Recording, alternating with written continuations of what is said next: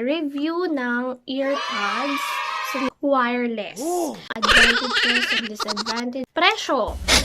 Pero look at this. Kasi ninyo, lagyan natin siya sa tenga. Ay, mukha ba siyang awkward? Sa una po, mukha siyang awkward kasi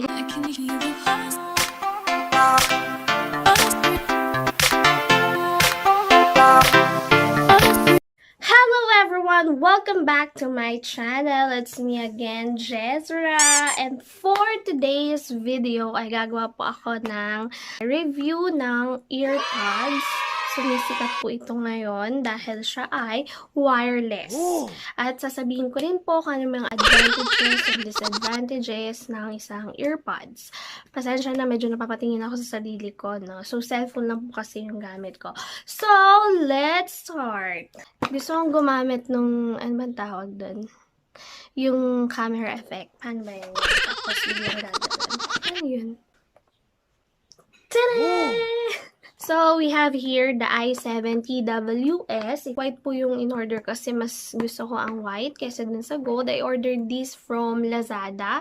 I got this for 175 pesos. Pero may shipping fee na po yun. So, it comes with a box. Ayan. Hindi ko na babasahin yung kanyang specification. Let's go na lang dun sa mismong model. And, medyo matagal na siya sa akin. So, pwede na ako makapagbigay ng thoughts. So, pag binuksan natin siya, ayan, ganito yung kanyang box. Pag ganyan yung box niya, no? Actually, this is the second time na bumili pa ako ng earpods. So, yung sa una sa Shopee.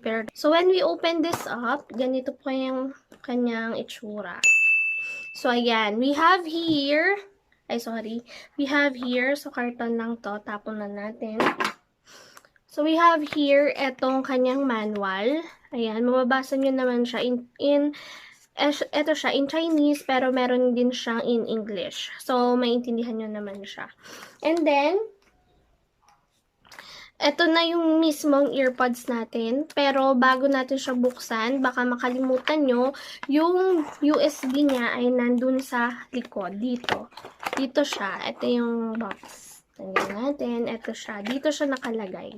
Yan. Kung masira man to agad, hindi ko pa to nagagamit kasi ang ginagamit ko yung charger ko mismo sa cellphone. And pwede rin siya. So, ito na yung mismong earpods natin. Ayan siya. Nakalagay lang siya sa ganito. Well, binalik ko lang ulit siya para makita nyo kung ano talagang itsura niya kapag bagong bili siya. So, ito na po yung kanyang itsura. Ito yung case niya. Andito yung kanyang charger. Ayan siya. And then, ayun lang. So, ito na yung kanyang itsura. Tadaan! So, yan. Pagbukas natin, andyan na yung earpods.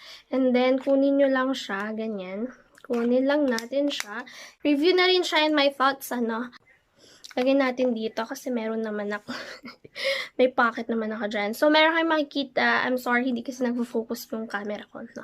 So, ayan. Meron kayong nakikita dyan na button. So, you press nyo lang yan ng actually, kahit hindi siya sabay, tagalan nyo lang siya hanggang mag-blue siya.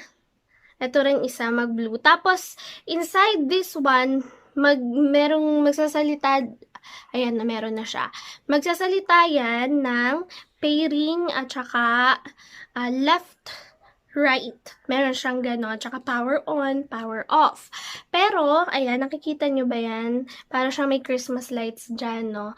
And, mawawala lang yan kapag na-connect na siya mismo sa cellphone. Ko-connect nyo lang siya sa cellphone. Yung pangalan ng Bluetooth niya, sa akin kasi TWS. Kung ano lang nandito. Ayan, kung ano lang yung nandyan, i7STWS. Feeling ko yan din sa lahat. Pag na-lowbat na siya, itong po mismo parang nag-a-act siya as power bank. Ayan. Kapag may blue siya dyan, mayroon siyang charge. Pag nag-charge siya, red naman siya. Okay?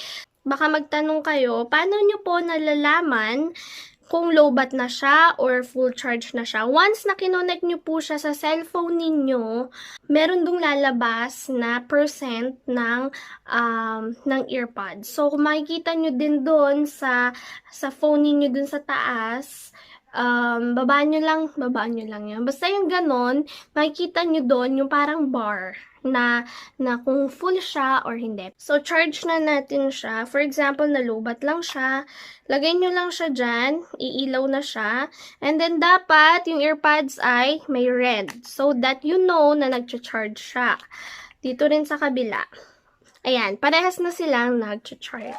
Ganun lang po siya kadali. Gamitin. Ayan. So, ito na yung kanyang mga advantages and disadvantages. So, kayo na pong bahala kung advantage yun sa inyo or hindi. Unang-una po yung kanyang presyo. So, sa tingin ko, dahil syempre cheaper version to, mas mura, meron pa rin tayong mas mura na mabibilhan ng mga earphones. Pero kung ito, mura na rin siya. So, parang ganun-ganun lang din yung price, no? Tapos, kung makikita po ninyo, hindi lang sila parehas, pero this is the normal size ng, baka madumi, yung isa na lang. Ayan, this is the normal size po ng earphones natin. Pero look at this, sobrang laki po niya. This is with a bigger size than the normal size. Wala talaga, hindi pala ako nagkilay, no? Okay. Kung mapapansin ninyo, lagyan natin siya sa tenga. Ayan. Medyo malaki nga siya. Parang ini-expand yung butas ng tenga. Gano. Pero okay naman siya. Ayan, oh. Hindi talaga siya malalaglag. Ayan, oh. Hindi talaga siya malalaglag. Ayan. And then, kung makikita din ninyo, ayan, medyo, syempre, wireless nga siya, kaya, kitang-kita yung naandito. Though, mukha ba siyang awkward? Sa una po, mukha siyang awkward kasi hindi pa naman siya ganun ginagamit pa, 'di ba? Pero kung lahat na, 'di ba, pak? Ayos. Syempre, yung tagal ng paggamit mo dun sa item. Syempre po, sa earphones, wala pong kailangang i-charge doon. So, kahit kailan pwede nyo siyang gamitin, pag-ingatan nyo lang yung wire niya. Pero dito po, sa earpods, kailangan nyo po siyang i-charge. Itong akin kasi, pwede itong magamit ng 1 to 2 hours. Pero, yung iba sinasabi nila, umaabot daw sila ng hanggang 3 to 6 hours. Pero ito pong akin ay hanggang 2 hours lang. Depende pa kung mahabaan or saglit-saglit lang. Kunwari, music ka lang naman, hindi naman laging nagme-music, ganyan. Pero pag nag-YouTube ka na, sunod-sunod na yung vlogs na pinapanood mo. So, minsan nalulubat na siya. Tatakbo pa rin ako dun sa earphones. Dun naman sa connectivity. Wow, connectivity. So, syempre po ang ating earphones, di-wire siya.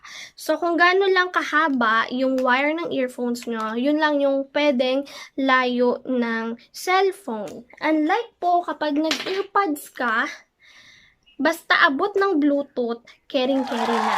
So, kunwari, ako noon, naglalaba ako, tapos yung cellphone ko, nakapatong lang siya sa may bintana. So, medyo malayo pa din yon kasi naglalaba ako. Naka-ear, ito po yung ginagamit ko naman. Minsan nga yung cellphone ko, iniiwan ko siya dito sa kwarto ko, tapos bababa ako. Mga 3 steps lang naman yung babala. Mga 3 steps lang naman yung babala. Pero malayo pa din yun, hindi kaya ng wire ng earphone. So, natugtog pa rin siya. So, minsan sa YouTube, alam ko pa rin yung nangyayari dun sa pinapanood ko. Alam ko kung ano yung sinasabi pa rin nung mga pinapanood ko, ganyan. Alam ko pa din kasi nga, abot na abot siya. So, yun yung kagandahan ng earpods. Ang ayoko lang talaga sa kanya is, syempre, may battery life siya. And, kaya nga siya working itself, diba? Sa earphones kasi, if ever na masira yung ganito niya, pwede mo pa rin siyang i-cut, diba? Tapos, sa ibang earphones na gumagana, idikit mo siya. Ang alam ko, ganun, no? Tapos, kapag nasira yung isa, cut mo lang siya, etong isa na lang gumagana. Pero, when it comes to here, kapag nasira po yung kanyang, pag nasira mismo yung kanyang case, saan mo na siya i-charge. So, hindi ko alam kung meron nagtitinda na case lang. Tapos, dalawa ang china-charge mo dito. Syempre, yung case mo, tsaka syempre yung earpods. Yun lang, parang di pantay yung blush ko, no? So, carry na. And then, isa pa pala, medyo nahihinaan po ako sa kanya. Depende na lang sa music at saka sa pinapanood mo kung malakas siya. So, yung earphones, malakas sa kanya. Pagdating sa earpods, hindi.